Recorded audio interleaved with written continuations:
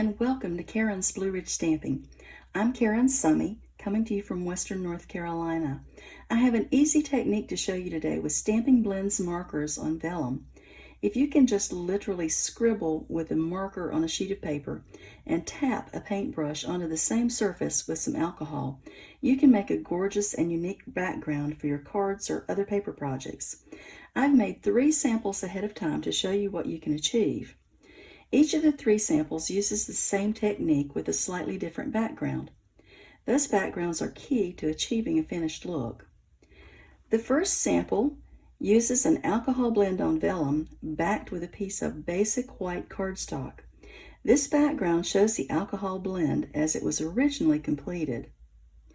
The second sample uses the same blending technique but is dry embossed with the greenery embossing folder, which provides a somewhat white pattern on the vellum. It too is mounted on plain cardstock, except that the color is very vanilla. The final sample again uses the same technique, but this time it's mounted on a sheet of designer series paper. I hope you'll stay with me as I show you how you can accomplish this incredible look. Okay, let's try this technique. I just need a few supplies before I get started on this. This is my silicone craft sheet. I'm putting it there simply because it will allow the alcohol to sit on top and will not absorb it if it goes through the paper. The second thing is I'm using a mini grid sheet for the same purpose, just for the absorbency that it will have. Then I need a paper towel, and I'll lay my paintbrush on that and blot the alcohol as I go. Then I have rubbing alcohol into a little tub. It's just regular rubbing alcohol like you would get at the grocery store or the pharmacy. The next thing I need then is one flat paintbrush. I'm going to use a narrow brush for this. It doesn't have to be very big. And this is a synthetic brush. You can see that it has some staining already from acrylic paint and from the alcohol blends, but it is clean and dry at this point. And then the next thing I need is my Stampin' Blend markers. I am going to start with 6 markers. These are mostly the darker shades of the colors. I have dark mossy meadow, I have dark granny apple green, and then I have the light one as well. We'll see whether or not I end up using it. I have dark gray granite, dark rich raspberry, and I also have the light version of it because it is by default a darker shade. It's a more saturated color, and so it will show up dark when I do this sample. And then finally I have already cut down some vellum to use for this technique. This is 4 inches wide by 5 1/4 inches tall, so I'm going to just put that down on my grid paper and I'm ready to start. The reason I'm using the dark markers is that I want a darker sample. I have both dark and light samples. This is a lighter sample used with the lighter version of the Stampin' Blends. So you don't see a lot of color there at all. And I have mounted it on a piece of basic white cardstock. And I did use my Stampin' Seal, my tape runner, to tape it right down on the edges. That's going to be very important because I can tell you from experience that when you do this, your paper curls up, and I mean tightly. It's just a factor of getting the vellum so wet, and then as it dries it just starts to curl. But that's okay. We can remedy that and take care of it. Alright, so this is the lighter shade of Stampin' Blend markers, and then this sample or example is a darker shade. This is the dark mossy meadow and the rich raspberry and so forth. So a lot of difference in the result that you get whether you use the light or the dark marker. This is so very easy. It seems like it shouldn't be, but it really is quite easy. So I am going to get started, and you'll see that there is nothing that is rocket science about this. It is literally scribbling on the sheet of vellum. Okay, so there are 2 ends to your Stampin' Blend markers. You have the regular pen point. It's like a bullet pen. that you can use to draw, and you can see that the lids are very tight, and that's so that they will not dry up over time. The alcohol ink will dry if it's left open, so you always want to make sure that you close your pen and you hear the click. And then on this end you have a brush tip. So this is more like an artist's brush, and that's the end that I'm going to use because it's very comfortable when you're doing this technique. So here we go. And you'll see that I am not doing anything that is artistic in any way. I am literally just scribbling on this sheet of vellum. The magic will happen when we actually start adding alcohol with the paintbrush onto the top of this. I think I'll go with this one next. This is the light rich raspberry. The idea here for me is to make it look like a flower garden. So the colors I've chosen are the greens and the kind of pink purple kinds of shades. And then I have the gray granite brought in because if you actually had a flower garden outside, you might have some garden stones in that garden, and so you would have some grays in there as well. And then there are shades of green, which to me are indicative of layers of sunshine that comes down into the garden, and the ones that are the darker ones are the ones that are more in the shadows and the deeper layers and that sort of thing. So you kind of get a very natural look to this when you actually add the alcohol and start to blend this together. Now, alcohol ink is used by artists a lot, and that's because of the blending properties in the alcohol inks. And they do a beautiful job. And they can almost make anybody look like an artist, whether they even are or not.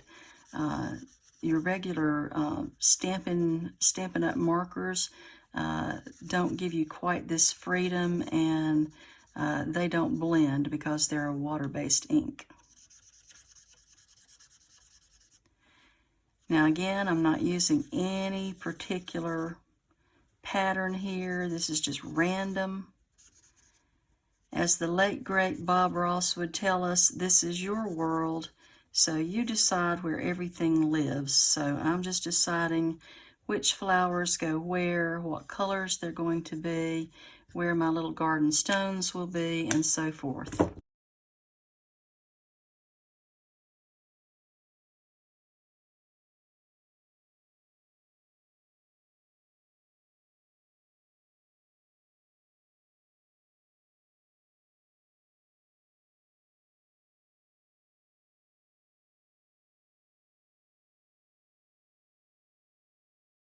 All right, now you can see that I've done nothing that is hard or requires any artistic talent whatsoever. Anybody can scribble on a piece of paper. So here we go. We're going to start with the brush now, and I'm literally just dipping it into alcohol. I'm going to blot it just one time there, and then I'm going to start tapping. And I am not brushing side to side. You might try that if you want to, and you think it would give you something of value at the end. For me, the tapping is sufficient. All I'm really trying to do is just blur the lines where one color starts and another stops. If I can blur those lines, then I think I'll get a decent image. Now, when I finish and I come back off of the vellum, I'm blotting that paintbrush on my paper towel, and as you can see, it's picked up some color. My end game is not to color my alcohol if I can help it. So every time I come off the vellum, I'm going to blot on the paper towel to get rid of any excess ink that's on it.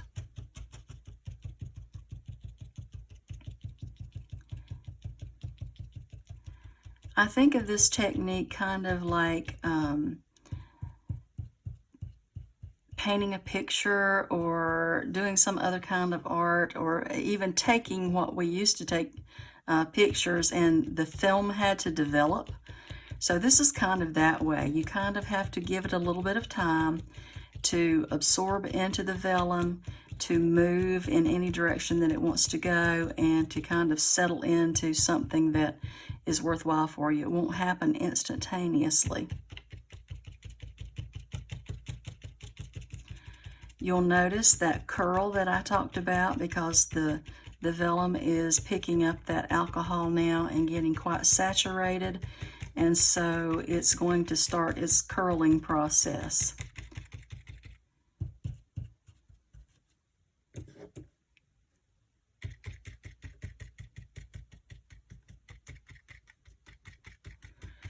And I apologize for that camera shake.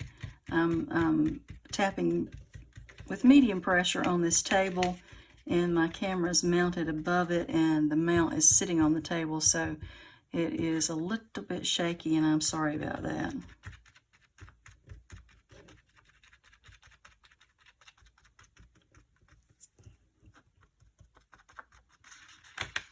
Try to be a little more gentle. Okay, this paper is fully covered with alcohol. I'm trying to just press it back down a little bit so you can see what's taking place on the paper. Now, of course, I'm getting alcohol ink on my fingers at the sides of the sheet, and probably where I am holding it, I'll have little fingerprints, but that's okay. We can always go back in and adjust that as it dries. Now, again, this is going to dry fairly quickly.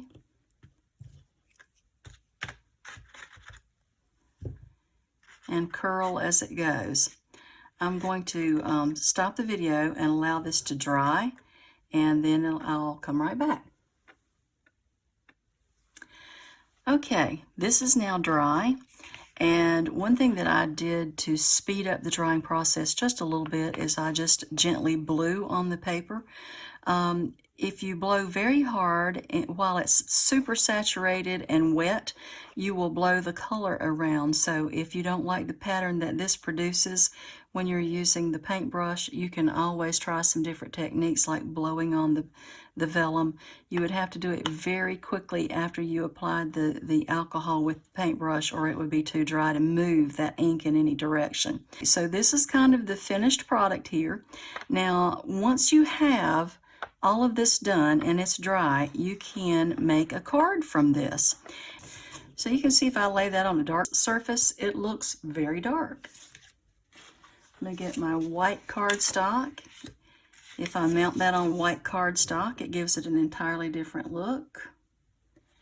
I could mount it directly on a piece of cardstock, but I have not done that, and honestly, this is a little bit dark to me. I want it to have a feeling of lightness and almost happiness, and to me this seems just a little bit like an old painting that has yellowed or grayed over time, and that's not the look that I'm looking for. If you like that color, you could certainly mount it directly to a piece of colored cardstock. The other thing that I have done is in one of my samples, I actually used this bit of Designer Series paper. This is now retired. It came from the Garden Lane Designer Series paper and is retired, but it gives such a beautiful pattern, and I have some of it, so I like to use up things that are old. But if you have some of that Garden Lane designer paper, this would be beautiful on it. It really pops, and you can see all of that pattern underneath. This is a very busy piece of Designer Series paper. As you can see, it is dense with design, and so when you're placing this on top of it, it really does a great job underneath. Now, flip side of this also makes a nice pattern. It makes kind of a terrace or a maze or a grid kind of pattern, and I really like that as well. So I could use any of these things as a base for my card.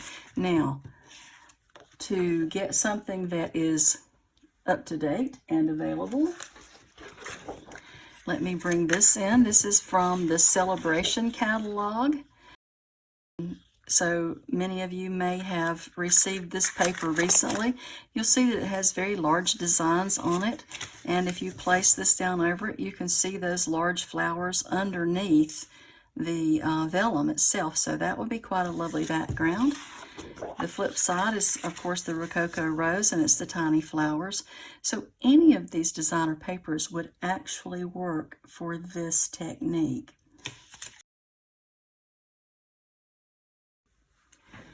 Okay, let's get started with final construction of the card. Since the main topic for today's video is blending with your Stampin Blends markers on vellum, and we have done that piece by producing this bit of vellum, I'm going to move pretty quickly through the construction of the card. If you're interested in the dimensions of everything that I cut, please feel free to visit my blog on my website, and I'll leave that information just underneath the video in the additional information. Okay, so I have chosen Old Olive cardstock. It's cut to the standard 8.5 width by 5.5 tall, scored at 4.5 inches in the center. This is about 3.5 inches, and this is some designer series paper that came out of the celebration brochure for 2021. You may recognize it a little bit from the back side, and this is a money-saving tip for you. If you have pieces of cardstock that you've used for some purpose, a scrap for some reason, for example, in this one I used my stitched rectangular die, and there's just a big gap in it. There's no reason that you can't cover that up with something and use it on a card, because no one's going to know the difference on the back side anyway. So this is going to go on the front, and I'll just set that aside for a moment. I want to address the vellum piece. Now I am going to use my silicone craft mat because I'm going to be taping, and you probably are aware that this silicone craft mat, liquid glue, hot glue, and tape adhesive will not stick to this. If you get it on there, you let it dry and you just roll it right off, and it's the most wonderful thing. Alright, so I need to address this rolled up piece of vellum. And to do the best job of mounting this, I'm going to put on here my Stampin' Seal. And then on the back side of this, and I didn't mention this, but if you're interested in having a little less definition than you have on the front of this vellum sheet, you can absolutely turn it over and get a more muted look on this. Let me show you how it looks on the paper. So that's very, very muted. It just gives you a little hint of color, but you can't really see where anything starts or stops. On the front side, it's a little more obvious where things are.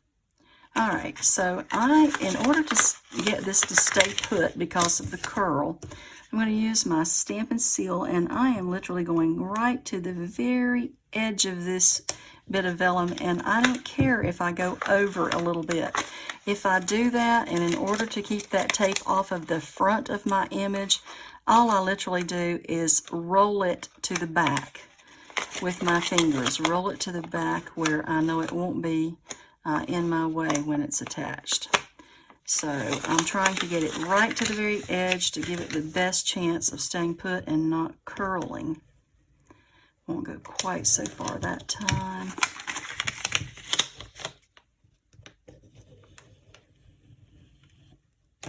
Just as close as you can get it. And I do recommend doing it in a solid line, and don't skip space in here, because you need that strength. And I'm going to go ahead, and you'll see why in a minute. I'm going to approximately the center of this piece, and I'm going to put it straight down the center as well. That may be a little bit off, so I'm going to put some more. All right, so normally vellum shows up tape when you've used it. You have a little bit better opportunity with this simply because, and I need to get it very straight, because there's so much design in this, you have a little bit better chance of it not showing through. Now that's a little bit off, but that's okay, I can trim that away. Now, I don't think that anyone can really see much in the way of tape on that, and that's a good thing. Now, since I have this ready, I'm going to cut this straight down the middle, because I don't want this entire sheet on my card. I only want half of it. So I'm going to get my paper trimmer.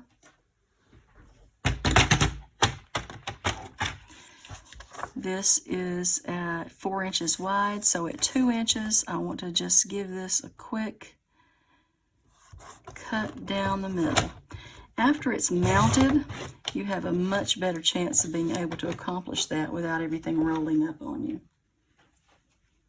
Okay, and that piece looks pretty good without a lot of trimming, so I'm going to use it and bring my card back in.